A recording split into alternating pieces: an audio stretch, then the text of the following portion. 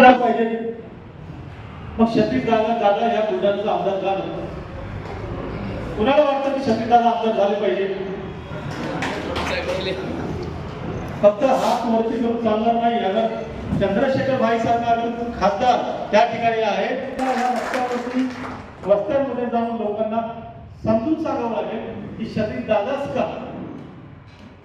शतीशदादा पवारांना राष्ट्रवादी, काँग्रेस, बीजेपी सगळ्या लोकांनी फोन केले ज्यावेळी त्यांनी वंचित सोडली. आमच्या पक्षामध्ये तुम्हाला आमदारकीचं तिकीट देतो. त्यांनी विपक्षाला तोच प्रश्न आहे की ही मार्गीच का. त्यांनी मला सांगितलं की आमच्या टीमने बैठक घेतली आणि सांगितलं की यानंतर आपण ह्या पक्षामध्ये गेलो तर त्यांची ताकद वाढेल, त्यांचाही आमदार वाढेल, आपल्या भूमिका मांडू देणार नाही. मग आपण स्वतःचं अस्तित्व तयार करायच्या निळ्या झेंड्याच्या खाली स्वतःच्या युतीवरती उभं राहू आणि चंद्रशेखर आझाद यांच्या भीमार्गमध्ये सहभाग घेतला आणि त्यांनी प्रवेश घेतला. त्या दादाने सांगितलं की त्या व्यक्तीचे पैसे घेतले नाही. अशा अनेक उदाहरण त्यांचे असतील. आता एकटेच नाही, त्यांची टीम आहे या ठिकाणी काम करणारी.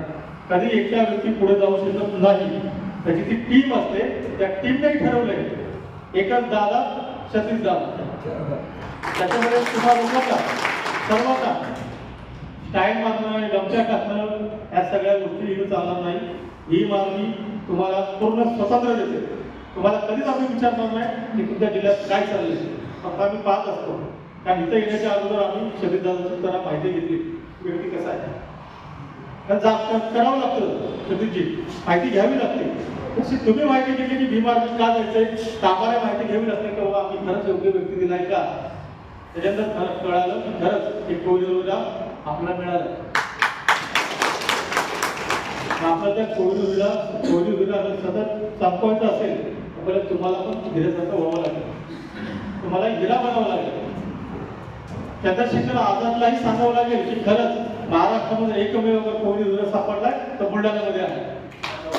आणि चंद्रशेखर आझाद कधीही कार्यकर्ता विसरत नाहीत. ते कुठेही असू द्या ते नाव घेतात.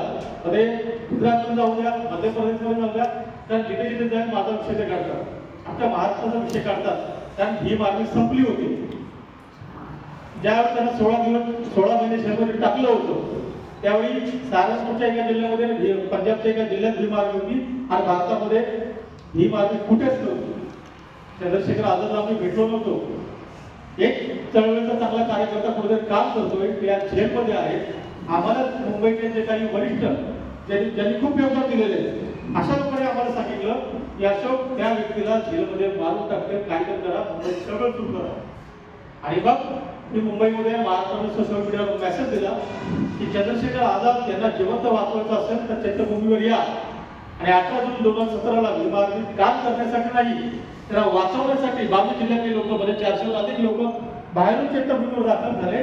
त्या ठिकाणी आम्हाला स्टेजला उलगडा पोलिसांनी भर मुलामध्ये आम्ही त्या ठिकाणी खाली बसलो.